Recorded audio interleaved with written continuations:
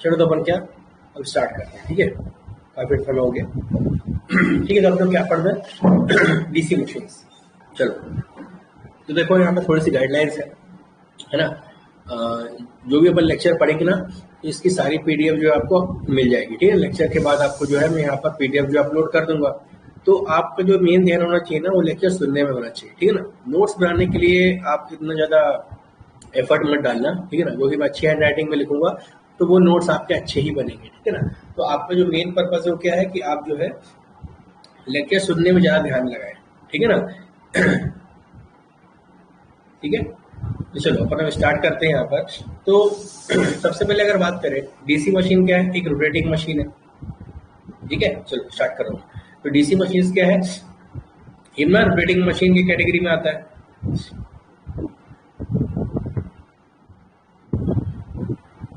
Rotating machine की category में आता है, कुछ भी लिखना नहीं है, ठीक है ना। अब रोटेटिंग मशीन की कैटेगरी में अगर बात करूं मैं, तो अगर किसी मशीन से मुझे कुछ आउटपुट चाहिए तो मुझे बेसिकली दो प्रकार के आउटपुट चाहिए हो सकते हैं। पहला क्या, सपोज अगर आपके मैं जिस रूम पे अगर आप बैठे हैं उस रूम की अगर बात करूं मैं, तो अगर मैं बात करूं पहली जो आपकी नीड है वो क्या है कि आपके घर में जो बल्ब है वो आपका ग्लो हो जाए। पहले आपके नीड क्या है कि जो आपके रूम में जो बल्ब है वो क्या हो जाए, ग्लो हो जाए। दूसरा आपकी नीड क्या हो सकती है कि आप जहाँ जिस रूम पर बैठे हैं वहां पर जो फैन है वो आपको एयर कूलिंग प्रोवाइड करे, एयर सर्कुलेशन प्रोवाइड करे। एयर सर्कुलेशन प्रोवाइड करे जो आपको क्या प्रोवाइड करेगा, कूलिंग प्रोवाइड करेगा। ये आपका भी मेन फैक्टर है कि नहीं। अगर बात करें कि अगर आपको मशीन्स की रिक्वायरमेंट है तो आपका मशीन का रिक्वायरमेंट इस तरीके से होगा कि यार मेरे रूम में अगर मशीन कोई बना रहा हूँ या फिर अगर मशीन किसी एक डेली लाइफ में अगर मेरे काम आए तो उसके दो पर्पज होने चाहिए। पहली बात क्या, अगर मेरे घर पे कोई भी अगर लोड्स है, कोई भी ऐसे लोड्स है जो इलेक्ट्रिकल एनर्जी से काम कर रहे हो, कुछ ऐसे लोड हो जो इलेक्ट्रिकल एनर्जी से काम कर रहे हो, तो उन लोड्स को इलेक्ट्रिकल एनर्जी मिल जाए। पहली बात ये। दूसरी बात, सपोज अगर यहाँ पर मैं बात कर रहा हूँ कि कुछ लोड जो है वो इलेक्ट्रिकल एनर्जी से वर्क तो कर रहे हैं, लेकिन वहां पर एक फर्दर मैं उससे क्या चाहता हूँ, फर्दर उस लोड से मैं क्या चाहता हूँ कि यहाँ पर वो जो मशीन है मुझे कुछ मैकेनिकल काम करके दे, है ना। मैं कुछ ऐसे यहाँ पर लोड पे लगाऊंगा जो यहाँ पर क्या करे, वो मैकेनिकल काम करके भी दे। इतना बात समझ में आ रही है कि नहीं आ रही, बताओ जरा, ठीक है ना। जैसे कि आपका फैन, तो फैन में क्या होगा, आपका इलेक्ट्रिकल इनपुट क्या है फैन पे, फैन का जो ब्लेड्स है वो क्या होंगे, सर्कुलेट होंगे, वो आपका मूव करेंगे और यहाँ पर क्या प्रोड्यूस होगा, एक एयर सर्कुलेशन प्रोड्यूस करेगा। और एयर सर्कुलेशन में प्रोड्यूस करेगा तो ये आपको क्या प्रोवाइड करेगा, कूलिंग इफेक्ट ये आपको रूम को प्रोवाइड करेगा, है ना। तो ये जनरल सी चीजें हो गई जो आपको नीडेड है। अब यहाँ पर देखो जरा कि आपको यह समझ गए कि चलो यार ये जो फैन है, ये जो बल्ब है, ये अपना काम तो कर देंगे। अगर इसको मैं सही तरीके से डिजाइन करूंगा तो ये अपना काम तो कर देंगे। अपना काम मतलब क्या, बल्ब जो है वो ग्लो कर देगा, फैन जो है वो एयर सर्कुलेशन प्रोवाइड कर देगा, है ना। बल्ब जो है वो ग्लो कर जाएगा, फैन जो है एयर सर्कुलेशन प्रोवाइड कर देगा। बट स्टिल यहाँ पर अगर इस बल्ब को ग्लो होने के लिए इसके इनपुट पे भी एक इलेक्ट्रिकल एनर्जी चाहिए कि नहीं चाहिए, इसके इनपुट पे भी इलेक्ट्रिकल एनर्जी चाहिए। इस फैन के इनपुट पे भी मुझे क्या चाहिए, इलेक्ट्रिकल एनर्जी यहाँ पर चाहिए। समझ में आया कि नहीं। मतलब कि मुझे एक ऐसा मशीन फर्दर क्रिएट करना पड़ेगा, मुझे एक ऐसा मशीन, एक ऐसा डिवाइस या कुछ भी एक ऐसा सिस्टम फर्दर क्रिएट करना पड़ेगा जो यहाँ पर इस लोड को या इस डिवाइस को क्या प्रोवाइड कर सके, इलेक्ट्रिकल एनर्जी प्रोवाइड कर सके। इतनी बात समझ में आ रही है कि एक पर्पस आपका फुलफिल यहाँ पर हो रहा है कि नहीं हो रहा है, कि ठीक है चलो मुझे अगर मेरे घर पे कोई ग्लो चाहिए है तो मैं क्या करूंगा, एक बल्ब लगा दूंगा। एक बल्ब मैंने डिवाइस बना दिया, ठीक है यार, ये ग्लो प्रोवाइड कर देगा या फिर जो है प्रकाश प्रोवाइड कर देगा। लेकिन ये बल्ब को ऑपरेट होने के लिए फर्दर क्या चाहिए, इनपुट पे एक इलेक्ट्रिकल एनर्जी चाहिए, है ना। सिमिलरली एक फैन है, तो फैन से मुझे क्या मिल जाएगा, मुझे यहाँ पर कूलिंग मिल जाएगा। लेकिन इस फैन को ऑपरेट होने के लिए भी यहाँ पर क्या चाहिए, एक इलेक्ट्रिकल एनर्जी चाहिए। इसका मतलब क्या है कि मुझे अगर यहाँ पर किसी बल्ब को ऑपरेट कराना है तो उसके लिए इनपुट में जो इलेक्ट्रिकल एनर्जी चाहिए होगी, कुछ ऐसा सिस्टम मुझे क्रिएट करना पड़ेगा जिसका आउटपुट क्या हो, इलेक्ट्रिकल एनर्जी हो।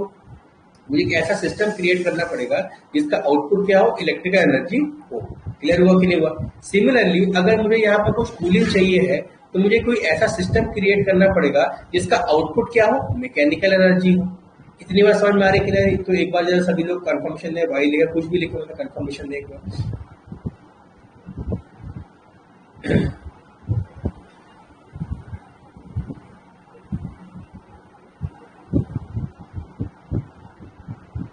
रही कि नहीं आ रही है?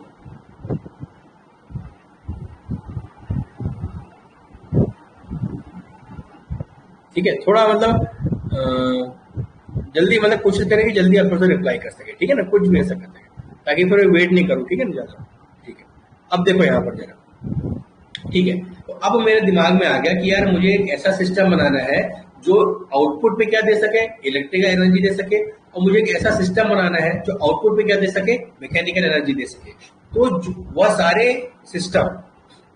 सिस्टम जो आउटपुट पे इलेक्ट्रिकल एनर्जी देते हैं, वो सारे सिस्टम जो आउटपुट पे इलेक्ट्रिकल एनर्जी देते हैं, उसको अपन क्या बोल सकते हैं? उसको अपन क्या बोल सकते हैं? जनरेटर। उसको अपन क्या बोल सकते हैं? जनरेटर। ऐसा बोलेंगे क्या? ऐसा बोलना पार्शियली करेक्ट होगा, है ना, पार्शियली करेक्ट होगा, पूरी तरह से सही नहीं होगा, ठीक है ना। क्यों?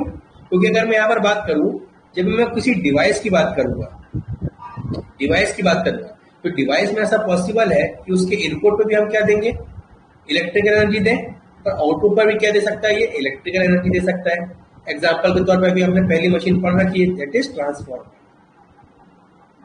ठीक है, जिसको हम क्या बोलते हैं? ट्रांसफॉर्मर क्या है? डिवाइस है। हालांकि इसको हम मशीन कैटेगरी में रखते हैं, बट स्टिल यहाँ पर अपन जो है ट्रांसफॉर्मर को अपन बोलेंगे स्टैटिक डिवाइस। अब पढ़ते हो ना, it is a static device which transfers electrical energy from one electrical circuit to another electrical circuit without change in its frequency.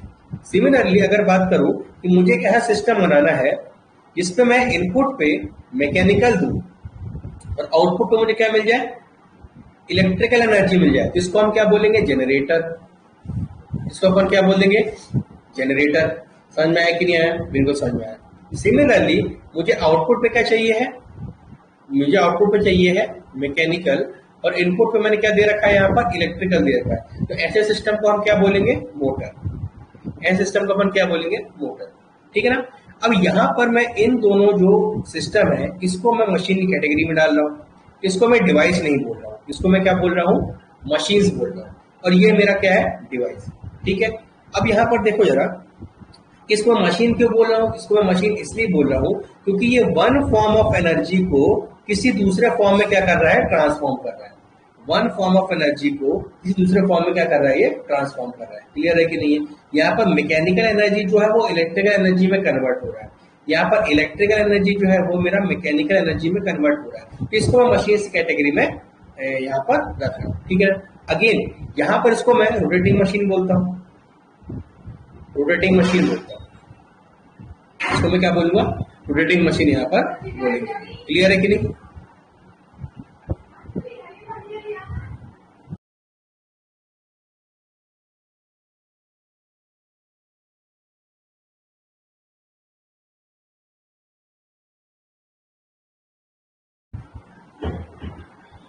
ठीक है, इतनी बात और आपके दिमाग में थोड़ा सा, ये सारी चीजें आपको पता है, ये सारी चीजें आपको पता है, बस ऐसा कि हाँ थोड़ा सा अपने बिल्डिंग ब्लॉक लेकर चल रहे हैं ना, कि अपन शुरुआत थोड़ा सा अपन क्या कर रहे हैं, थोड़े से अपन ब्लॉक्स अपने माइंड में बना रहे हैं, फिर अपन क्या करेंगे, बाकी चीजें फिर डीप कॉन्सेप्ट में अपन यहाँ पर चलेंगे, ठीक है ना। तो अपन यहाँ पर ये जो अपन समझ गए, ठीक है। तो चलो अपन रोटेटिंग मशीन के बारे में यहाँ पर समझ गया। अब यहाँ पर बात करें तो देखो जरा, अगर मैं एक छोटा सा एग्जाम्पल ले लूँ यहाँ पर, ठीक है ना, कि अगर आपके माइंड में कभी आया कि यार मशीन अपन बनाए कैसे, है ना, मतलब इतना तो अपने दिमाग में क्लियर हो गया कि हमें कोई ऐसा सिस्टम चाहिए। अपन अभी जनरेटर की बात कर लेते हैं, ठीक है ना। हमें एक ऐसा सिस्टम चाहिए जो आउटपुट में मुझे क्या दे दे? इलेक्ट्रिकल पावर दे दे। मतलब अगर मैं यहाँ पर देखो, आपके माइंड में बिल्डिंग ब्लॉक अगर बनाए अपन, है ना, तो देखो यहाँ पर जरा कि सपोज ये मेरे पास क्या है? एक लोड है, एक लोड है ना। लोड के तौर पर क्या होगा? यहाँ पर मैं मानता हूँ एक बल्ब है, यहां पर मेरे पास क्या है? एक बल्ब है, ठीक है, बल्ब। ये इसके दो टर्मिनल है, ये इसके दो टर्मिनल है। क्लियर है कि नहीं? अब यहां पर देखो जरा, मतलब ये टर्मिनल है ना, ये टर्मिनल, ये है मेरे पास ए, और इसको ए डैश बोल देता हूं, ए डैश, ठीक है। अब मैं चाहता हूं कि ये बल्ब मेरा क्या करे? ग्लो करे। ये बल्ब मेरा क्या करे? ग्लो करे। तो इसके लिए मुझे क्या करना पड़ेगा? मुझे यहाँ पर इसको पावर यहाँ पर फ्लो होनी चाहिए। पावर फ्लो होने के लिए क्या चाहिए कि लोड जिस भी टर्मिनल पर कनेक्टेड है, जिस भी टर्मिनल्स पर कनेक्टेड है, उसके अक्रॉस कुछ ना कुछ यहाँ पर क्या आना चाहिए? वोल्टेज आना चाहिए कि नहीं आना चाहिए? कुछ ना कुछ इसके अक्रॉस एक वोल्टेज यहाँ पर आना चाहिए।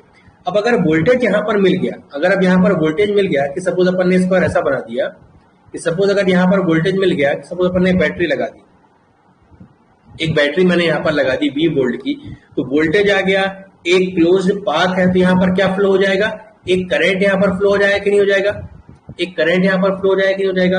और जैसे करंट फ्लो होगा लोड में, या फिर मैं कह सकता हूँ अपने बल्ब में, यहाँ पर बल्ब क्या हो जाएगा, ग्लो हो जाएगा, यहाँ पर बल्ब क्या हो जाएगा, ग्लो हो जाएगा। ठीक है, इतनी बात अपन समझिए कि यार अगर मुझे किसी बल्ब को जलाना है तो उस बल्ब के अक्रॉस वोल्टेज यहाँ पर आना चाहिए। ठीक है, इतनी बात अपन समझ गए। चलो अब यहाँ पर सपोज अगर बात करूं मैं कि यहाँ पर अगर अपन बात करें कि अगर यहाँ पर अपन ने अभी क्या लगा रखा है, एक डीसी बैटरी लगा रखा है, बट मैं एक ऐसा सिस्टम बनाना चाहता हूँ, एक ऐसा सिस्टम बनाना चाहता हूँ जो आउटपुट पे यहाँ पर क्या दे, वोल्टेज दे, है ना। अगर मैं इस बैटरी को हटा के, मतलब अपन ये तो समझ गए कि बैटरी क्यों रिक्वायरमेंट है, वोल्टेज क्यों रिक्वायरमेंट है। अब मैं क्या कर रहा हूँ कि इस सिस्टम को हटा के, मतलब इस बैटरी को हटा के मैं क्या कर रहा हूँ, एक सिस्टम लगा रहा हूँ, एक सिस्टम लगा रहा हूं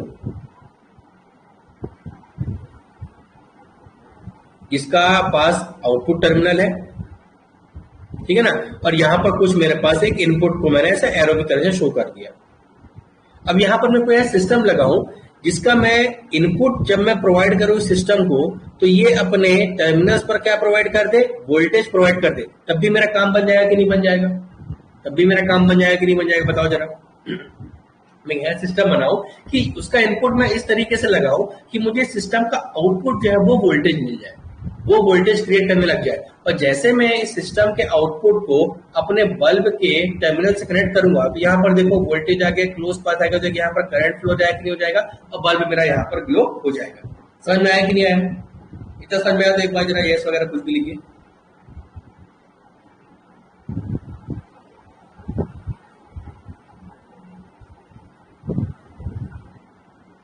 ये सब आपको कुछ भी लिखना नहीं है, बस ध्यान रखना, ठीक है ना।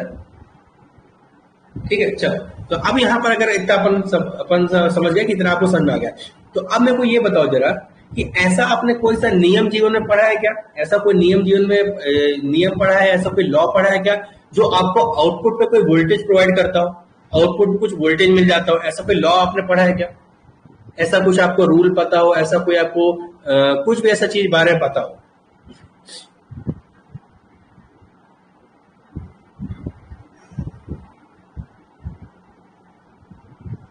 कौन सा है, ऐसा कौन सा लॉ है, बताओ जरा।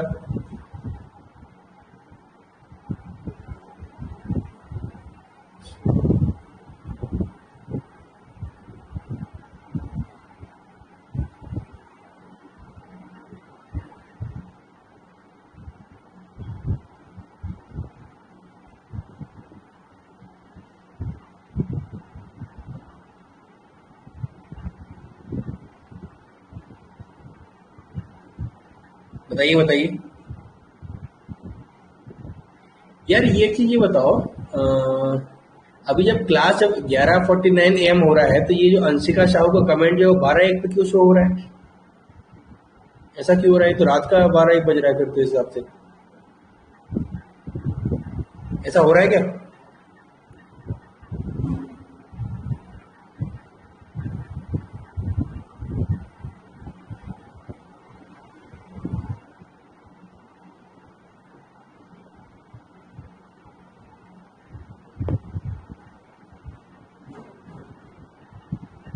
क्लास कंटेंट है पहले बताओ यार जरा, आप लोग का मैसेज वगैरह नहीं आ रहा है, रिप्लाई वगैरह नहीं आ रहा, मतलब चालू है कि नहीं है?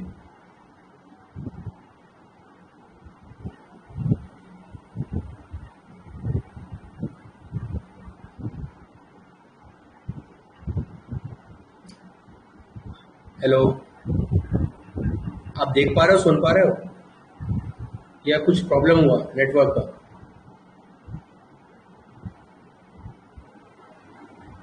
यस सर, क्या अंशिका, यस मतलब किस लिए आपने बोला, मतलब कुछ प्रॉब्लम हुआ नेट का क्या?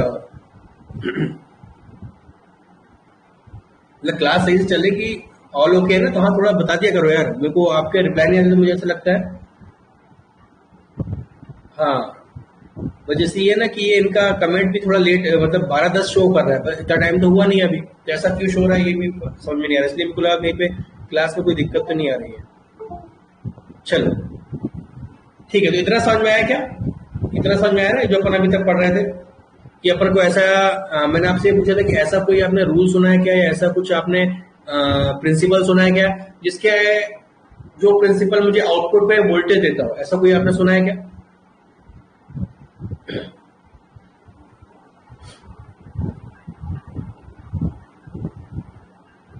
बताइए, आपके कमेंट सब मेरे सामने रहते हैं। चलो मैं खुद ही बोलता हूँ, ठीक है ना। तो आपने एक रूल पढ़ रखा है क्या, Faraday law of electromagnetic induction पढ़ रखा है ना, Faraday law of electromagnetic induction, ये आपने जो है पढ़ रखा है। तो Faraday law of electromagnetic induction क्या बोलता है, ऊपर ऊपर सभी अपन पूरा भी अच्छे से लिख कर पढ़ेंगे, बट ऊपर ऊपर से अगर आप बात करें एक ब्रॉड व्यू में अगर बात करें फैराडे लॉ की, तो फैराडे लॉ क्या बोलता है कि जब भी कोई कंडक्टर किसी फ्लक्स को काटता है तो उस कंडक्टर के अक्रॉस क्या होता है, वोल्टेज इंड्यूस हो जाता है ना। फैराडे लॉ क्या बोलता है कि जब भी कोई कंडक्टर किसी फ्लक्स को काटेगा तो उस कंडक्टर के अक्रॉस क्या हो जाएगा, वोल्टेज जो है इंड्यूस हो जाएगा। इसका मतलब क्या हो जाएगा कि अगर मैं जो मेरा सिस्टम है, ये जो मेरा सिस्टम है, इस सिस्टम को अगर मैं इस तरीके से डिजाइन करूं, इस सिस्टम को अगर मैं इस तरीके से डिजाइन करूं कि ये सिस्टम की वर्किंग किस पे डिपेंड कर जाए, फैराडे लॉ पे डिपेंड कर जाए। इस सिस्टम को मैं इस तरीके से डिजाइन करूं कि इसका जो वर्किंग प्रिंसिपल हो वो क्या हो जाए, Faraday law of electromagnetic induction हो जाए। तो यहाँ पर मुझे क्या मिल सकता है, आउटपुट पे वोल्टेज मिल जाएगा कि नहीं मिल जाएगा, आउटपुट पे क्या मिल जाएगा, वोल्टेज यहाँ पर मिल सकता है। क्लियर है कि नहीं? आउटपुट पे क्या मिल जाएगा, मुझे वोल्टेज यहाँ पर मिल जाएगा। ठीक है, इतनी बात आपको समझ में। नेक्स्ट अगर यहाँ पर बात करें कि ये तो अपन समझ गए सिस्टम का वर्किंग प्रिंसिपल जो है, वर्किंग प्रिंसिपल जो है वो मैं क्या चाहता हूं, वो मैं क्या चाहता हूं, अपना Faraday law of electromagnetic induction. लेकिन अगर फैराडे लॉ को हमने ब्रॉड व्यू में अगर पता कर रखा है तो फैराडे लॉ क्या बोलता है कि जब भी कोई कंडक्टर किसी फ्लक्स को कट करेगा, है ना, जब भी कोई कंडक्टर, कि कुछ भी लिखना नहीं है ना, अभी सिर्फ सुनना है, जब भी कोई कंडक्टर किसी फ्लक्स को कट करेगा तो यहां पर क्या होगा, ईएमएफ इंड्यूस हो जाएगा। तो यहां पर क्या हो जाएगा, ईएमएफ इंड्यूस हो जाएगा। इसका मतलब क्या हुआ कि जो मेरा सिस्टम है उस सिस्टम में तीन चीजें होनी चाहिए। पहली बात तो क्या, वहां पर होना चाहिए आपके पास कंडक्टर होना चाहिए। एक सिस्टम किसका होना चाहिए, आपके कंडक्टर का सिस्टम होना चाहिए। तो वो कैसे बना सकते हैं, वायर्स के थ्रू, कॉपर वायर्स अपन लगा सकते हैं, एल्यूमिनियम की वायर्स लगा सकते हैं। समझ में, दोनों के अलग अलग एडवांटेज डिसएडवांटेज है, ये मैंने पावर सिस्टम में भी आपको बहुत अच्छे से बता रखा होगा और बाकी मशीन से भी आपने सुन लिया होगा। ठीक है ना। चलो नेक्स्ट यहाँ पर मुझे क्या, दूसरा मुझे एक ऐसा क्रिएट करना है कि जो फ्लक्स क्रिएट करे। मतलब मुझे एक ऐसा सिस्टम अपने एक ऐसा क्या बोल सकते हैं ना, एक ऐसा सेक्शन क्रिएट करना पड़ेगा अपने सिस्टम में जो कि यहाँ पर क्या कर रखे, जो इस फ्लक्स के बारे में रिस्पॉन्सिबिलिटी ले सके, है ना। मतलब मुझे यहाँ पर क्या करना पड़ेगा, कुछ ना कुछ मैग्नेटिक सिस्टम लाना पड़ेगा जो यहाँ पर फ्लक्स को बना सके। क्लियर हुआ कि नहीं हुआ? मुझे अपने सिस्टम पर एक कंडक्टर्स का सिस्टम रखना पड़ेगा, एक कंडक्टर का सेक्शन रखना पड़ेगा। वायर्स के थ्रू अपन कैसे भी कंडक्टर डिजाइन कर सकते हैं। दूसरी बात अगर बात कर सके अपन, मुझे एक ऐसा सेक्शन रखना पड़ेगा जो फ्लक्स की रिस्पॉन्सिबिलिटी ले सके। और तीसरा यहाँ पर क्या होना चाहिए, कट होना चाहिए। इसका मतलब इन दोनों के बीच में क्या चाहिए, रिलेटिव मोशन चाहिए। इन दोनों के बीच में क्या चाहिए, रिलेटिव मोशन चाहिए। इनके बीच में क्या चाहिए, रिलेटिव मोशन चाहिए। तो रिलेटिव मोशन मुझे क्या करना पड़ेगा, रिलेटिव मोशन कब आ सकता है, देखो रिलेटिव मोशन मतलब क्या है कि अगर मान लो ये मेरे पास पेन है, ये मेरे पास एक वाटर बॉटल है, ठीक है। तो रिलेटिव मोशन क्या हो सकता है, या तो मैं क्या करूं, ये पेन को स्टेशनरी रख दूं और वाटर को मूव करूं, तो इनके बीच में क्या आ गया, एक रिलेटिव मोशन आ गया कि नहीं आ गया। मतलब कि इस पेन के रिस्पेक्ट में जो बॉटल है ये कुछ स्पीड से यहाँ पर मूव कर रहा है, तो ये क्या होगा, रिलेटिव मोशन का एक केस हो गया। सेकंड केस क्या हो सकता है कि इस बॉटल को मैं क्या कर दूं, स्टेशनरी कर दूं और इस पेन को मूव करूं, इस पेन को मूव करूं, तो यहाँ पर क्या हो जाएगा कि इस बॉटल के रिस्पेक्ट में ये जो पेन है ये मेरा क्या करेगा, मूव कर रहा है। इसके बीच में क्या आ गया, रिलेटिव मोशन आ गया। एक ये केस सकता है। तीसरा केस क्या हो सकता है कि ये बॉटल और पेन दोनों ही मूव कर रहे हो, दोनों ही मूव कर रहे हो, लेकिन क्या हो सकता है कि ये अलग स्पीड से मूव करे, ये अलग स्पीड से मूव करे।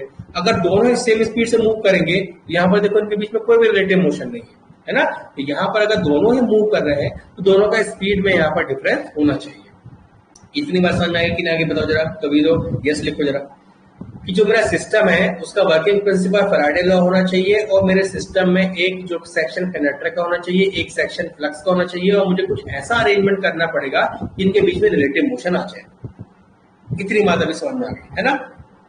तो मेरा ये वाला जो एक्सपेरिमेंट है वो पूरा यहाँ पर हो जाएगा। ठीक है, तो इसीलिए हमने क्या किया, जनरली जितनी मशीन्स होती है उस पे हमने क्या रखा, एक पार्ट पे हमने क्या रख दिया, कंडक्टर्स रख दिए। हमने क्या कर दिया, एक पार्ट पे कंडक्टर रख दिए, एक पार्ट में हमने क्या कर दिया, फ्लक्स का अरेंजमेंट कर दिया, एक पार्ट में मैंने क्या कर दिया, फ्लक्स का अरेंजमेंट कर दिया, और इनके बीच में क्या कर दिया, मैकेनिकल क्लियरेंस कर दिया। अब मैकेनिकल क्लियरेंस क्यों किया, ताकि आप किसी भी चीज को घुमा सको, है ना।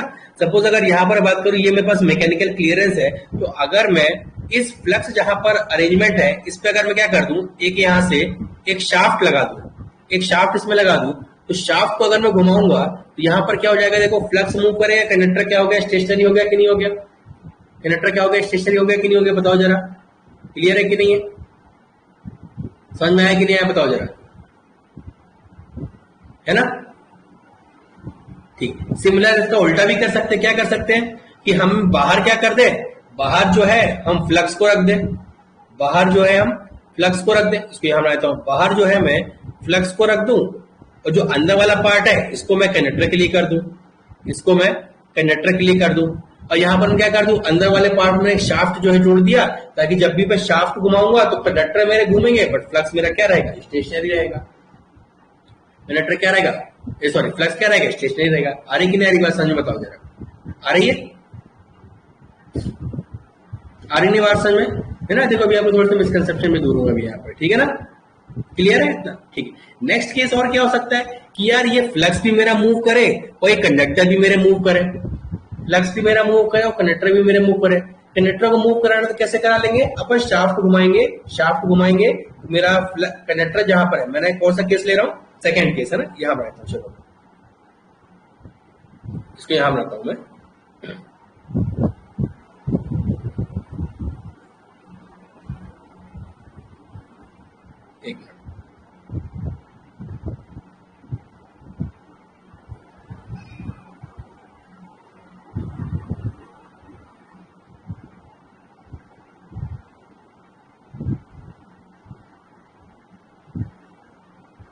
एक थोड़ा सा कुछ हैंग हुआ है, हाँ देखिए है। तो मैंने एक सेकेंड केस क्या बनाया कि यहां पर मैं क्या कर रहा हूं, इस पे रख रहा हूं मैं कंडक्टर, और बाहर वाले पार्ट में मैं क्या रख रहा हूं, फ्लक्स।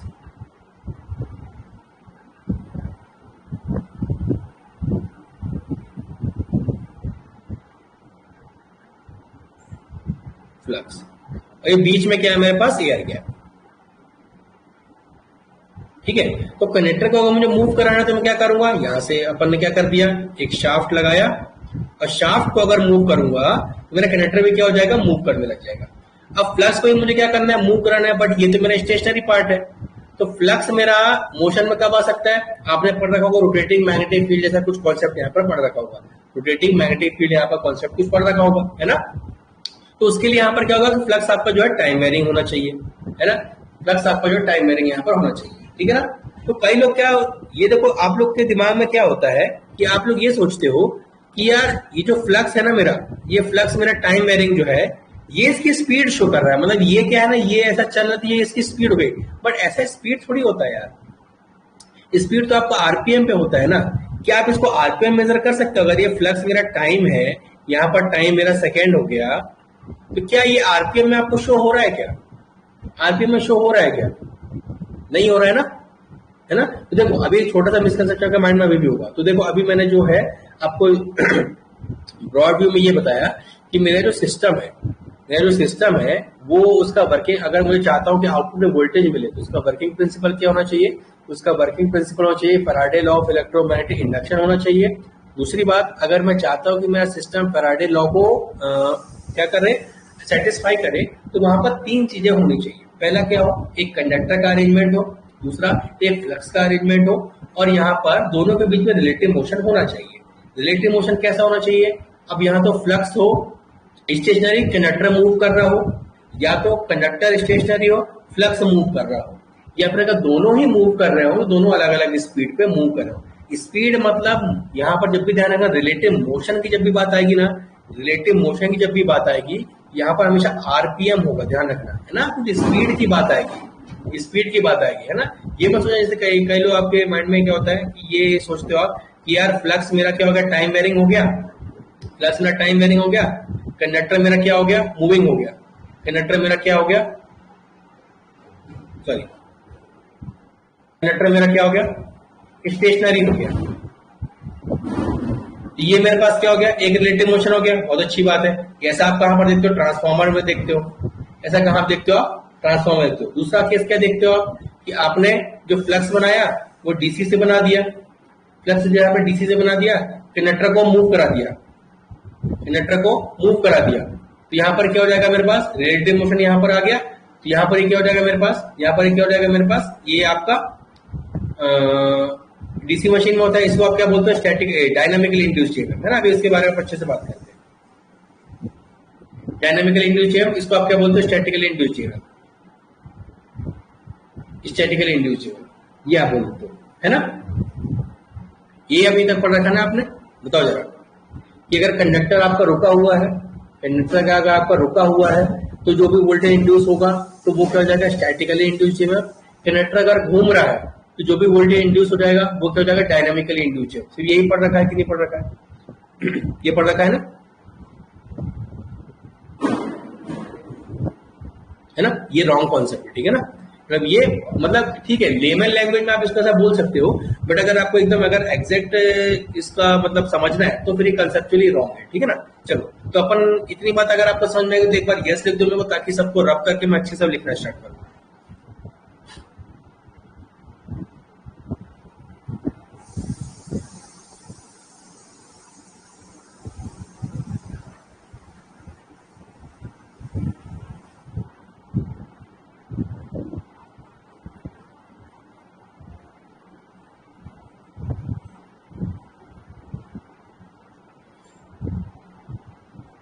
ओके,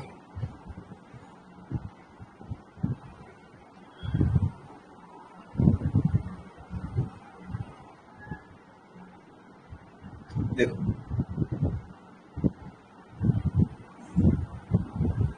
तो सबसे पहले मैं लिखता हूं यहां पर, रोटेटिंग मशीन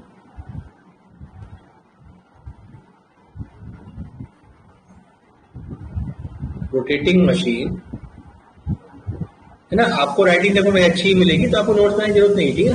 बस सुना करो आप लोग, रोटेटिंग मशीन दैट टेक्स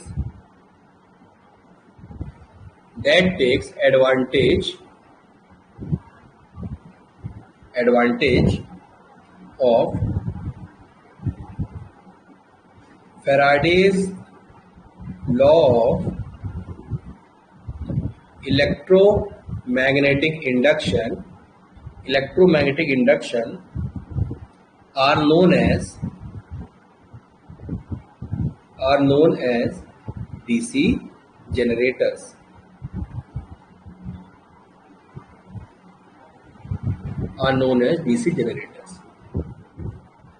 ठीक है ना। ये डेफिनेशन जो है किसी भी जनरेटर के लिए सेम रहेगी, बट अभी अपन क्योंकि डीसी मशीन में अपन जान चुके हैं कि एक होता है रोटेटिंग मशीन में, एक होगा जनरेटर और एक होगा मोटर। तो पहले अपन क्या करेंगे, जनरेटर के बारे में पढ़ेंगे, ठीक है ना। जनरेटर के बारे में अपन क्या करेंगे, पूरा जो है बिल्कुल डेप्थ में पढ़ेंगे। और फिर आप देखोगे जब मोटर की बारी आएगी ना, तो जो भी फिनोमिना आपके जनरेटर में हो रहे हैं ना, वही फिनोमिना क्या हो रहा है आपका मोटर में हो रहा है। सिर्फ और सिर्फ यहाँ पर डायरेक्शन ऑफ रेफरेंस का यहाँ पर जो है डिफरेंस होगा, बाकी सारी चीजें जो है यहाँ पर सेम रहेगी, ठीक है ना। Rotating machine that takes advantage of Faraday law of electromagnetic induction are known as DC generator, ठीक है ना। So second point, here we are interested, हम किस चीज में इंटरेस्टेड है कि आउटपुट पे हमें क्या वोल्टेज मिल रहा है ना। Here we are interested in electrical output,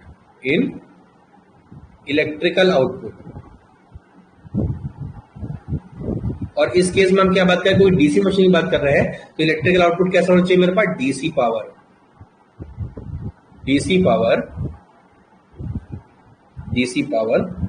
by using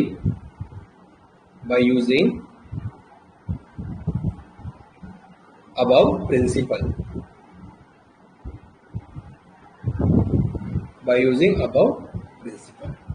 ठीक है, तो यहाँ पर हमारा इंटरेस्ट है किस चीज पे कि आउटपुट में मुझे कितना डीसी पावर मिल रहा है, और ये कैसे मिलेगा, अबव प्रिंसिपल के बाद मिलेगा। ठीक है, तो इन डीसी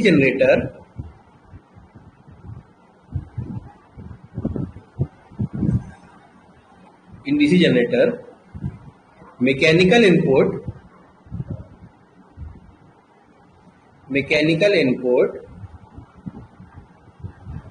is given, या फिर mechanical input is converted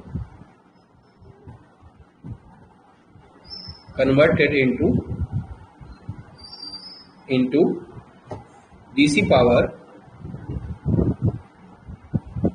therefore it is known as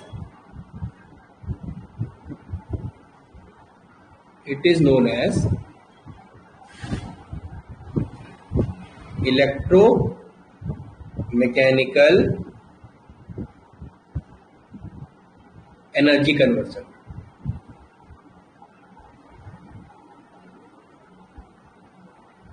ठीक है ना, इलेक्ट्रोमैकेनिकल एनर्जी कन्वर्शन, ये बहुत सारे कॉन्सेप्ट्स आएंगे। ठीक है ना, ठीक है, इतना समझ आएगा। देखो यस को फिर आगे बढ़े।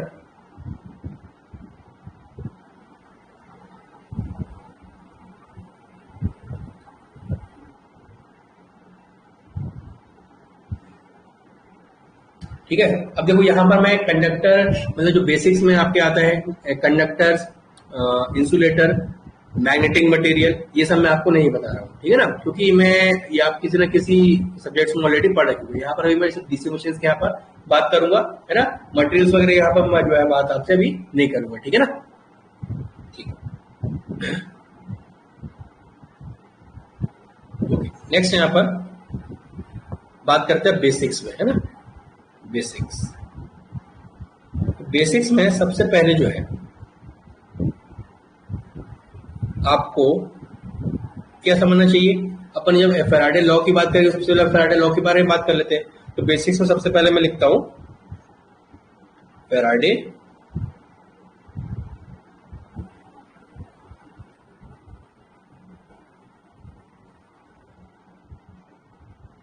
Laws of electromagnetism.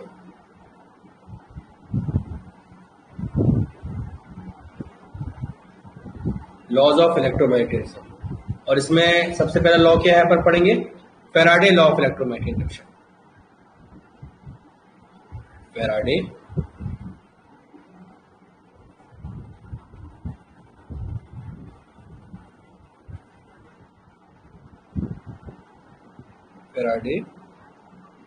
Law of electromagnetic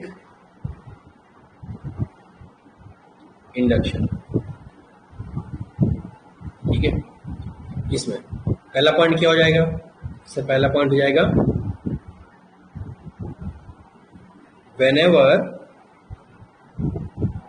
whenever a conductor cuts the flux,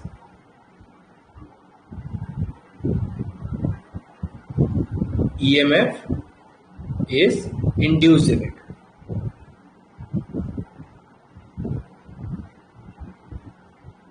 Second point, the magnitude of induced EMF,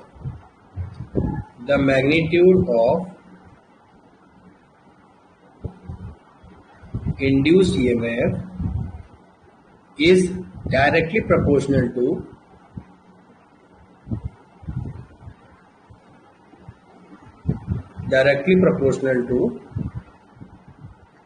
rate of change of flux linkage।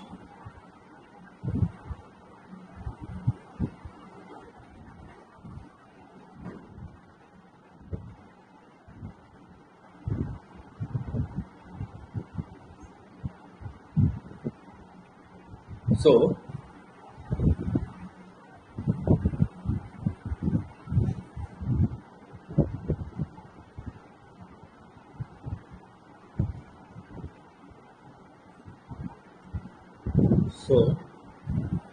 E equals to, so E proportional to d psi by dt, where psi is flux linkage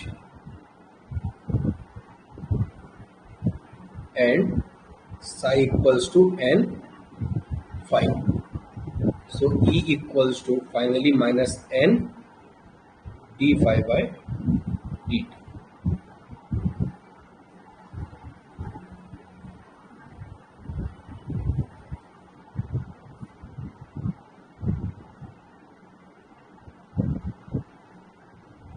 Where n is number of turns,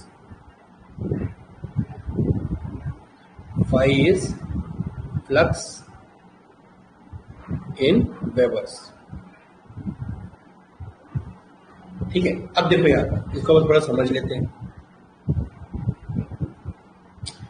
तो Faraday ने पहला क्या बोला कि जब भी कोई conductor किसी फ्लक्स को काटेगा तो वोल्टेज इंड्यूस हो जाएगा। दूसरा क्या बात उसने बोली कि जो वोल्टेज इंड्यूस हो रहा है उस वोल्टेज का मैग्नीट्यूड, मतलब जो ईएमएफ इंड्यूस हुआ अब वो कितना हुआ, वो ज्यादा हुआ, वो कम हुआ, उसका जो मैग्नीट्यूड है ना, मैग्नीट्यूड है वो किस बात पर निर्भर कर रहा है, वो इस बात पर निर्भर कर रहा है कि जो रिलेटिव मोशन है उनके बीच में वो कितना ज्यादा है। अगर रिलेटिव मोशन बहुत ज्यादा है तो यहाँ पर वोल्टेज इंड्यूस क्या हो जाएगा, ज्यादा होगा। अगर रिलेटिव मोशन कम है तो यहाँ पर वोल्टेज इंड्यूस क्या हो जाएगा, कम होगा। क्लियर हुआ कि नहीं हुआ? नेक्स्ट पॉइंट यहाँ पर जो है, यहाँ पर आया फ्लक्स, दो वर्ड्स आया मेरे पास, एक आया क्या, एक आया मेरे पास फ्लक्स आया और एक आया फ्लक्स लिंकेज। एक वर्ड क्या आया मेरे पास, फ्लक्स आया और एक वर्ड आया मेरे पास फ्लक्स लिंकेज। अभी दोनों चीजें अपने यहाँ पर समझते हैं और फिर इसको फैराडे लॉ को एक प्रॉपर अच्छे से क्लियर हो जाएंगे, ठीक है ना। हालांकि आपको सब पता है, ट्रांसफॉर्मर आप जो है वो अच्छे से पढ़ के आए, ठीक है ना। तो देखो यहाँ पर जरा कि अगर मैं एक वायर ले लूं, ठीक है, देखो मैं क्या कर रहा हूं, एक वायर ले रहा हूं,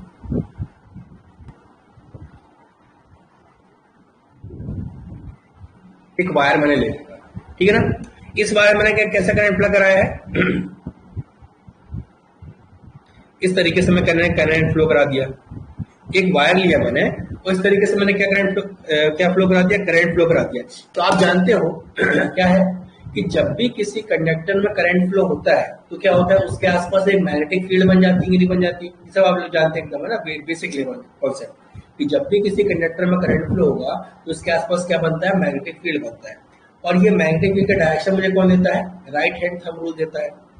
जब भी किसी कंडक्टर में करंट फ्लो होता है, आज अपन स्लो इसलिए बता रहा हूँ ताकि हम पहली क्लास है, फिर धीरे धीरे अपन स्पीड जो है यहाँ पर इंक्रीज करेंगे, ठीक है ना। इसलिए आपको थोड़ा लग रहा होगा बहुत स्लो चल रहा है। तो यहाँ पर देखो जरा कि जब भी किसी कंडक्टर में करंट फ्लो होता है तो उसके आसपास एक मैग्नेटिक फील्ड बनती है और इस मैग्नेटिक फील्ड का डायरेक्शन कौन देता है, मुझे राइट हैंड थंब रूल देता है। अभी राइट हैंड थंब रूल क्या बोलता है, राइट हैंड थंब रूल ये बोलता है कि अगर मैं सीधे हाथ को देखूं तो मेरे पास क्या है, फिंगर्स है और थंब है, यहाँ पर दो ही चीजें होंगी, फिंगर्स और यहाँ पर थंब। तो यदि मैं अपने थंब को करंट की डायरेक्शन पर रखता हूँ, यदि मैं अपने थंब को करंट की डायरेक्शन पर रखता हूँ तो जिस डायरेक्शन पे मेरी उंगलियां घूम रही हैं वो मुझे मैग्नेटिक फील्ड का डायरेक्शन बताएंगी, है ना, वो मुझे क्या बताएंगी, मैग्नेटिक फील्ड का डायरेक्शन बताएंगी। और सपोज इसका उल्टा भी है कि यदि मैं जिस डायरेक्शन पर करंट है उस डायरेक्शन पर अगर मैं उंगलियां रख दूं, जिस डायरेक्शन पर करंट है उस डायरेक्शन पर उंगलियां रख दूं तो जिस डायरेक्शन में मेरा थंब होगा वो क्या बताएगा, मुझे डायरेक्शन ऑफ मैग्नेटिक फील्ड बताएगा। इतनी बात आई सकते सबको क्लियर होगी। अब यहाँ पर देखो जरा, ये जो मेरा वायर है, इस वायर में जो मेरा करंट फ्लो हो रहा है वो इस तरीके से फ्लो हो रहा है, इस तरीके से फ्लो हो रहा है, ठीक है ना, इस तरीके से फ्लो हो रहा है। तो मैग्नेटिक का डायरेक्शन कहाँ होगा, ऊपर की तरफ होगा कि नहीं होगा, मैग्नेटिक का डायरेक्शन कहाँ होगा, ऊपर की तरफ यहाँ पर होगा। तो देखो यहाँ पर जरा मैं मैग्नेटिक फील्ड का डायरेक्शन बताता हूँ, देखो यहाँ पर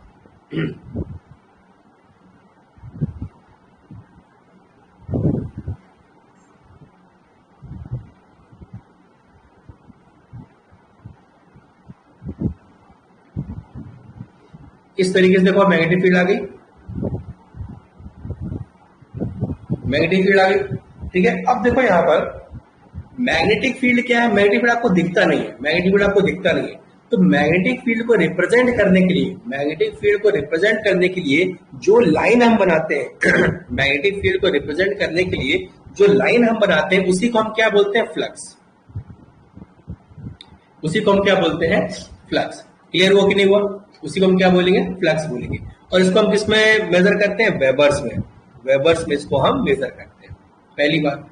अब दूसरी बात देखो यहाँ पर जरा, यहाँ पर कितना टर्न है, यहाँ पर सिर्फ एक टर्न है। यहाँ पर सिर्फ कितना टर्न है, यहाँ पर एक टर्न है। यहाँ पर कितना है, 1 टर्न। यहाँ पर कितना, 1 टर्न है। अब यहाँ पर मैं एक टर्न के बजाय यहाँ पर अगर मैं क्या करूं, बहुत सारे टर्न ले लूं, देखो वो इस तरीके से।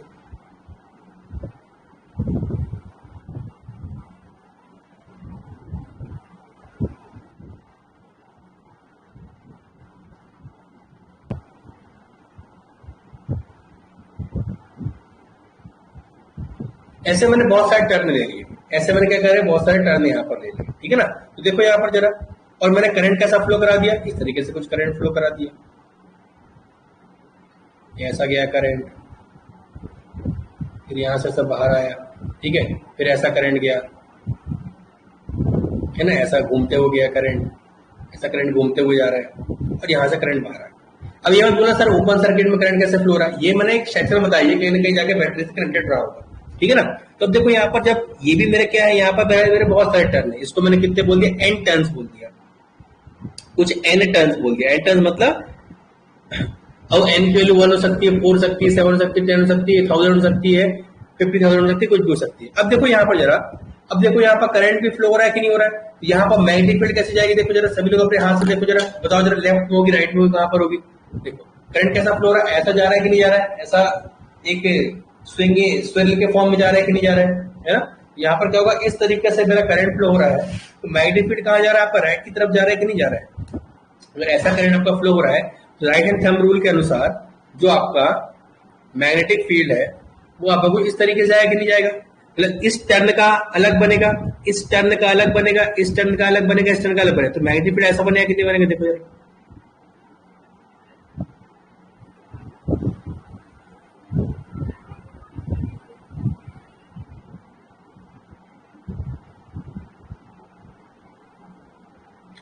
ऐसा ऐसा होगा कि नहीं होगा, बताओ जरा, इस तरीके से कुछ होगा, है ना। क्योंकि देखो अब इसका टर्न का, ये वाले सेकंड वाला टर्न का, थर्ड वाला टर्न का, फोर्थ, सब अपना अपना फ्लक्स क्या होगा, बनाएगा कि नहीं बनाएंगे, तो सभी का फ्लक्स आपस में क्या होगा, इकट्ठा होगा कि नहीं होगा, सभी का फ्लक्स आपस में इकट्ठा होगा कि नहीं होगा। तो जो आपकी मैग्नेटिक फील्ड की लाइन है वो और पास पास आएंगी, और पास पास आएंगी, और यदि क्राउडेड होंगी तो डेंस बनेगी कि नहीं बनेगी, डेंस बनेगी कि नहीं बनेगी, बनेगी ना, बताओ जरा, बनेगी कि नहीं बनेगी।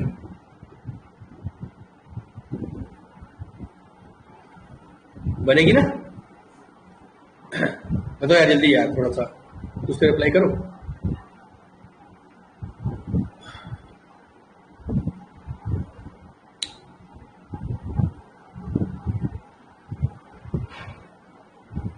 ठीक है, चलो, तो यहां पर देखो, अब यहां पर क्या हुआ कि यहां पर पहले एक टर्न का फ्लक्स था 5, एक टर्न का फ्लक्स था, मैंने यहां पर बोल दिया 5, इसको मैंने 5 से रिप्रेजेंट कर दिया। तो यहां पर अगर एक टर्न 5 फ्लक्स बना रहा है, तो n टर्न कितना फ्लक्स बनाएंगे, एक टर्न बनाएगा 5 फ्लक्स, 2 टर्न बनाएंगे 2 5, 3 टर्न 3 5, 4 टर्न 4 5, तो इसकी n टर्न क्या बनाएंगे, n टाइम्स ऑफ 5 फ्लक्स बनाएंगे कि नहीं बनाएंगे।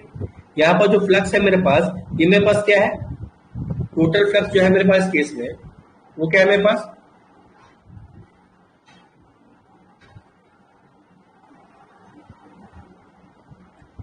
n टाइम्स ऑफ 5 है कि नहीं है, n टाइम्स ऑफ यहाँ पर क्या हो जाएगा 5, और इसी फ्लक्स को जो यहाँ पर टोटल फ्लक्स है, मतलब यहाँ पर सारे टर्न का फ्लक्स को अगर मैं इकट्ठा कर दूं, तो ये जो मुझे देगा इन्फॉर्मेशन, ये क्या होगा मेरे पास, फ्लक्स लिंकेज, यही मेरा क्या हो जाएगा, फ्लक्स लिंकेज।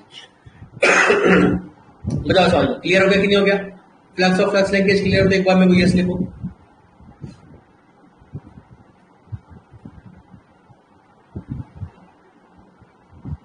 जल्दी जल्दी। नहीं, आप वो शायद अलग देख पा रहे हो, देखो आप ऐसा सोच कर देखो, आपने क्या वो जो डायग्राम है अपन उसको 3D नहीं बना पा रहे हैं, तो ऐसा देखो जरा, एक काम करता हूं, ये मेरा वायर है, ये मेरा वायर है, इसमें करंट इस तरीके से जा रहा है, तो आपको क्या दिख रहा है, देखो मैं बोलता हूं कि ये कुछ इस तरीके से है। अब बताओ जरा, अभी समझ में आ रहा है कि नहीं आ रहा है, किस साइड से क्या है, अभी क्या जा रहा है, बताओ जरा, अभी समझ में आ रहा है कैसा है?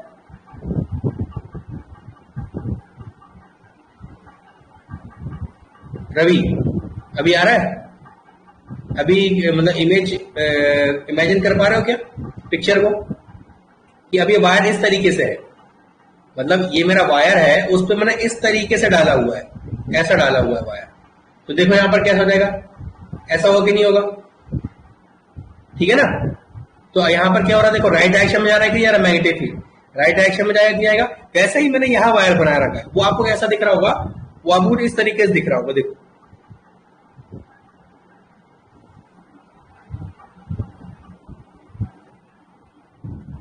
अब वो इस तरीके से दिख रहा होगा।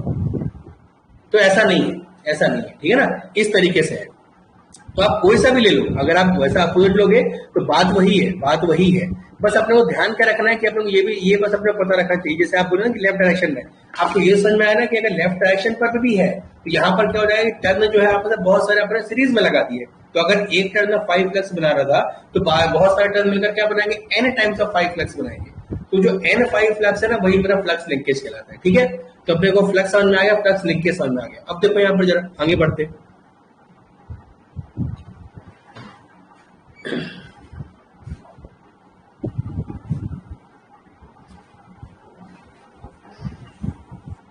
नेक्स्ट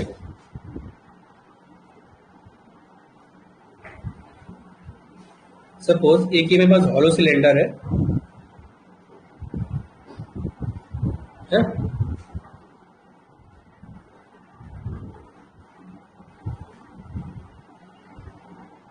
एक हॉलो सिलेंडर है, इसमें मैंने क्या कर दिया, वायर्स लगा दिए।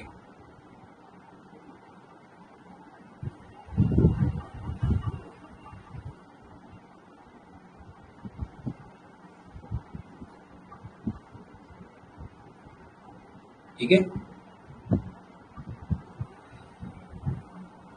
और यहां पर मैंने क्या लगा दिया, एक वोल्ट मीटर। ठीक है, तो मैंने क्या किया अपने सिस्टम में, ये मेरे क्या है, कंडक्टर है, ये मेरे क्या है, कंडक्टर है। अब मुझे क्या एक प्लस का सिस्टम बनाना है। हाँ हाँ अभी बता रहा हूँ, देखिए अभी बता रहा हूँ, ठीक है ना। हाँ रवि बोले ओरिएंटेशन पर डिपेंड करे, किस चीज का ओरिएंटेशन, हाँ वाइंडिंग है ना, बिल्कुल। अब देखो यहाँ पर जरा, मैंने एक कंडक्टर का सिस्टम बना दिया, अभी मैं आपको देता हूँ आंसर, ठीक है ना। अब मैंने यहाँ पर क्या किया, एक फ्लक्स को अरेंजमेंट के लिए मैंने यहाँ पर मैग्नेट ले लिया,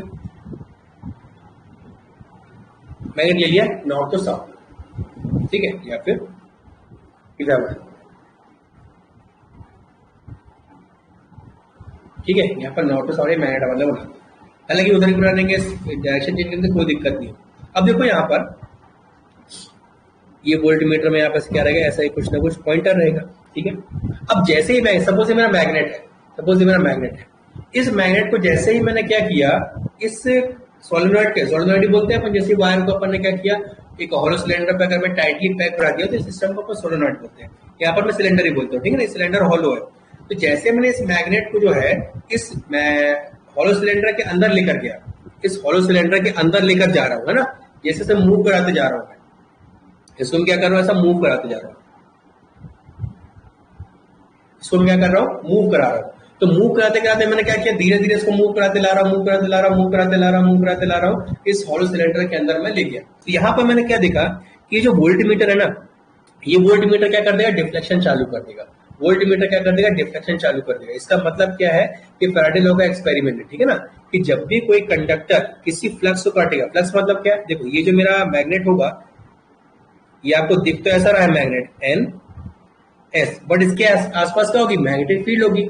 किसी मटेरियल को हम मैग्नेट कब बोलते हैं, किसी मटेरियल को हम मैग्नेट तब बोलते हैं जब वो मैग्नेटिज्म पोजेस करता है, जब उसमें मैग्नेटिक प्रॉपर्टी होती है। मैग्नेटिक प्रॉपर्टी मतलब क्या, किसी भी मटेरियल के पास अगर मैग्नेटिक प्रॉपर्टी है तो उसको हम मैग्नेट तभी बोलेंगे जब वो मैग्नेटिक प्रॉपर्टी उसके आसपास के क्षेत्र पर रहेगी, उसके आसपास के एरिया पर क्या करेगा, मैग्नेटिज्म शो करेगा। ठीक है ना, तो मैग्नेटिज्म अगर शो कर रहा है तो ऐसे सारे मटेरियल को क्या बोलेंगे, मैग्नेटिक मटेरियल बोलेंगे। ठीक है ना, और उसको उसके आसपास के एरिया को जहां पर मैग्नेटिज्म शो कर रहा है उसको हम क्या बोलते हैं, मैग्नेटिक फील्ड बोलते हैं। इसी मैग्नेटिक फील्ड को शो करने के लिए हमने क्या कर रखा है, इसी मैग्नेटिक फील्ड को रिप्रेजेंट करने के लिए हमने कुछ लाइंस बना रखी है। इन्हीं लाइंस को हम क्या बोलते हैं, मैग्नेटिक फ्लक्स बोलते हैं। ठीक है, तो देखो यहाँ पर ये नॉर्थ से साउथ क्या होता है, एक यहाँ पर फ्लक्स होता है ऐसा, नॉर्थ साउथ क्या होता है, यहाँ पर फ्लक्स होता है ऐसा, ठीक है, ऐसा नॉर्थ साउथ क्या होता है, फ्लक्स होता है, ठीक है ना। अभी नॉर्थ साउथ क्या होता है, ये आपका ओरेस्टेड का एक्सपेरिमेंट कर रखा है उसने यही देखा कि जब उसने एक कील, आपने शायद देखा होगा, कभी यूट्यूब पे देखा होगा, कभी न कभी अपने स्कूल में भी बुक्स में रहता था, है ना। तो उसमें क्या होता था कि उसने एक मैग्नेट रखा था, उसमें कुछ उसने कील्स जो है उसके ऊपर जो है वहां पर फैला दी थी। तो उसने देखा कि जो जो पॉइंटर है अपने नेल्स का, वो कहाँ पर मूव कर रहा है, वो कहाँ पर मूव कर रहा है, आपका नॉर्थ डायरेक्शन पर ही मूव कर रहा है। या फिर उसने दूसरा जो एक्चुअल एक्सपेरिमेंट किया था वो with the help of compass needle किया था। तो वहां पर उसने ये देखा था कि जो मैग्नेटिक फील्ड का डायरेक्शन है उस कंपास नीडल के अनुसार वो देख रहा था बार बार कहाँ पर होता, नॉर्थ से साउथ की तरफ जा रहा था। मतलब जैसे जैसे करंट का वहां पर डायरेक्शन चेंज करते थे तो पॉइंटर वहां पर क्या होता है, मूव करता है। वो एक्सपेरिमेंट के बारे में भी आपको यहाँ पर नहीं एक्सप्लेन कर रहा हूँ, ठीक है ना। तो ये आपको जो नॉर्थ से साउथ जो अपना डायरेक्शन आया है मैग्नेटिक फील्ड का, वो आपको उस एक्सपेरिमेंट से मिलता है, ठीक है। तो देखो ये जो मैग्नेट है आपको सिर्फ मैग्नेट दिखाई दे रहा है, बट इसके आसपास क्या है, मैग्नेटिक फील्ड है। और मैग्नेटिक फील्ड को हम किससे रिप्रेजेंट करते हैं, मैग्नेटिक फ्लक्स से करते हैं। तो जैसे जैसे इस मैग्नेट को मैं अंदर लेकर जाऊंगा तो ये जो मेरे कंडक्टर है इस फ्लक्स को काटेंगे कि नहीं काटेंगे, इस फ्लक्स को काटेंगे। तो यहाँ पर क्या हो जाएगा, एक वोल्टेज इंड्यूस होगा। कहां पर वोल्टेज इंड्यूस होगा, इस कंडक्टर के अक्रॉस इंड्यूस होगा। और इसी वोल्टेज को कौन मेजर करेगा, मेरा वोल्टमीटर मेजर कर लेगा। तो यहाँ पर वोल्टमीटर क्या करेगा, पॉइंटर को रिफ्लेक्ट करेगा। क्लियर है कि नहीं, ठीक।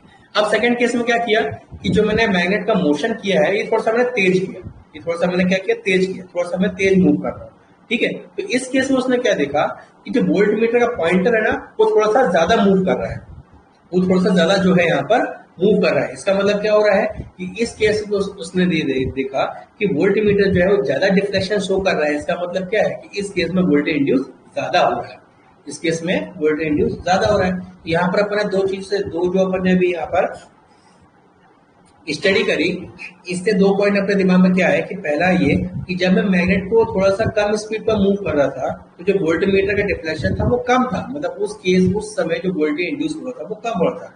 लेकिन जैसे ही मैग्नेट को मैंने थोड़ा सा ज्यादा स्पीड पर मूव किया तो यहाँ पर क्या हो गया कि वोल्टमीटर में ज्यादा डिफ्लेक्शन दे रहा है, मतलब इसका क्या कि ज्यादा वोल्टेज इंड्यूस यहाँ पर हो रहा है। तो यहाँ पर स्पीड को कम करना और स्पीड को ज्यादा करना ये एक्चुअली क्या शो कर रहा है, कंडक्टर और मैग्नेट के बीच में रिलेटिव मोशन शो कर रहा है कि नहीं कर रहा है, रिलेटिव मोशन शो कर रहा है कि नहीं कर रहा है ना, रिलेटिव मोशन यहाँ पर शो कर रहा है।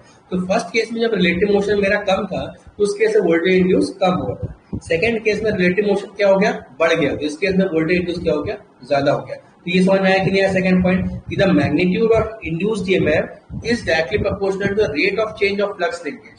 क्लियर हुआ इतना, यस लिखना यार इतना।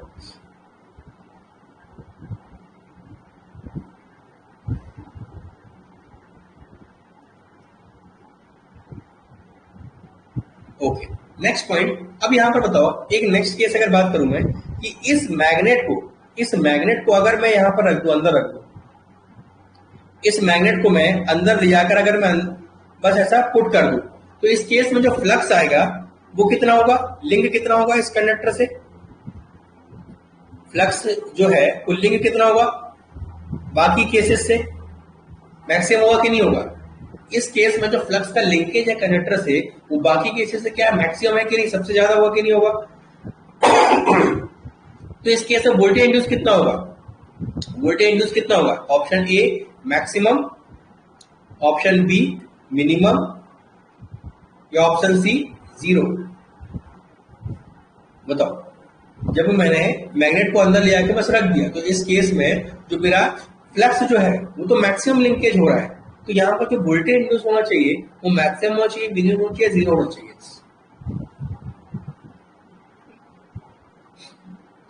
वेरी गुड अच्छेगा, जीरो होना चाहिए, ठीक है ना। क्यों, वेरी गुड रवि, क्यों जीरो होना चाहिए, क्योंकि इस केस में कोई भी रिलेटिव मोशन नहीं हो रहा है। इस केस में भले ही फ्लक्स लिंकेज आपका ज्यादा है, फ्लक्स लिंकेज आपका मैक्सिमम है, लेकिन जो वोल्टेज इंड्यूस हो रहा है वो यहाँ पर जीरो होगा क्योंकि रिलेटिव मोशन नहीं। क्यों, क्योंकि सेकंड पॉइंट यही बोला है कि जो मैग्नीट्यूड होगा वो किस बात पे डिपेंड करेगा, वो डिपेंड करेगा rate of change of flux linkage, rate of change of flux linkage पे डिपेंड करेगा, ना कि सिर्फ flux linkage, rate of change पे डिपेंड करेगा, ठीक है ना। ठीक है, तो आपको फैराडे लॉ यहाँ पे समझ में आ गया अच्छे से, ठीक है ना, ठीक है। अब यहाँ पर आप बोल सकते हैं सर ऐसा तो हो सकता था कि ये फ्लक्स जो है वो टाइम वेरिंग हो, बिल्कुल हो सकता था, तो उस केस में वोल्टेज इंड्यूस जीरो नहीं होगा। अभी अपन ने यहाँ पर क्या है, एक परमानेंट मैग्नेट ले रखा है, एक परमानेंट मैग्नेट ले रखा है, तो परमानेंट मैग्नेट का फ्लक्स जो होगा वो क्या होगा, परमानेंट होगा, एक कांस्टेंट होगा, तो यहाँ पर चेंज नहीं होगा। लेकिन अगर इसी में इसको मैंने अगर इलेक्ट्रोमैग्नेट बना दिया होता, इसी को अगर मैंने इलेक्ट्रोमैग्नेट बना दिया होता, करंट का यहाँ पर फ्लो करा दिया, तो यहाँ पर अब क्या है, यहाँ पर जो फ्लक्स है वो टाइम का क्या हो जाएगा, टाइम पे यहाँ पर क्या हो जाएगा, फंक्शन हो जाएगा। तो इस केस में जो है यहाँ पर रिलेटिव मोशन आएगा, ठीक है ना। तो ऐसा आप देखते भी हो, कहां पर देखते हो, ट्रांसफॉर्मर में। ट्रांसफॉर्मर में जो आपका होता है कि जो कोर होता है उस पर आप ऐसा बस लगा देते हो ना वायर, कोर आपका जो है वो सीआरजी और सिलिकॉन स्टील से बनता है, एक परमानेंट, एक आपका फेरोमैग्नेट मटेरियल, इससे आपने क्या कर दिया, इसको इलेक्ट्रोमैग्नेट क्रिएट कर दिया। तो इस केस में यहाँ पर क्या हो रहा है, आपका जो है फ्लक्स क्रिएट होता है, जैसे ही वाइंडिंग से करंट, जैसे ही वाइंडिंग से लिंक करता है तो यहाँ पर क्या होगा, रिलेटिव मोशन हो गया, और यहाँ पर वोल्टेज इंड्यूस हो जाता है ई। ये आप किस लिखे हो, ट्रांसफॉर्मर में यहाँ पर देखते हैं, ठीक है ना, क्लियर है इतना, ठीक है।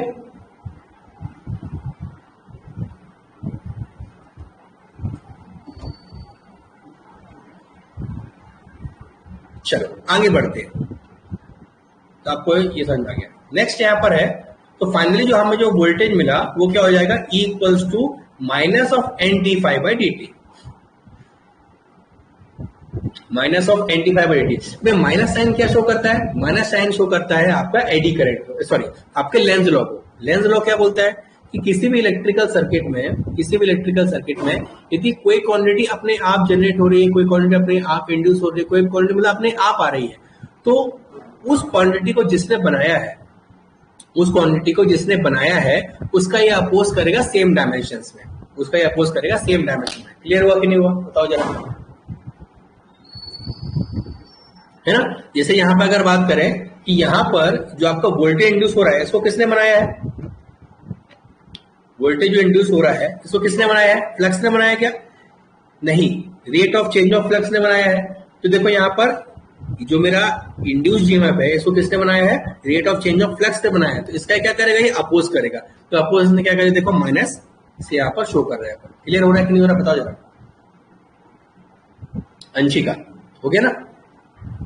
ये जो माइनस साइन है वो क्या है, किसकी वजह से, ड्यू टू लेंज लॉ। तो लेंज लॉ हमेशा क्या बोलता है, effect always opposes the cause of its existence, effect always opposes the cause of its existence. और ये सेम डायमेंशन में, मैंने क्यों बोला सेम डायमेंशन वाली बात जो है आपको ट्रांसफॉर्मर समझ में आती है। कैसे कि वहां पर याद करें सेकेंडरी कंपनसेटिंग एमएफ बनता था जो उसको अपोज करता था, है ना, याद आ रहा है कि नहीं आ रहा है ना। तो सेम डायमेंशन में उसको जाके अपोज करते हैं, ठीक है ना। अगर फ्लक्स बन रहा है तो फ्लक्स को ही जाके अपोज करेगा, वोल्टेज इंड्यूस हो रहा है तो वोल्टेज को जाकर अपोज करेगा सेम डायमेंशन में, ठीक है। चलो यहाँ पर इसको देता हूं जरा नेक्स्ट पॉइंट।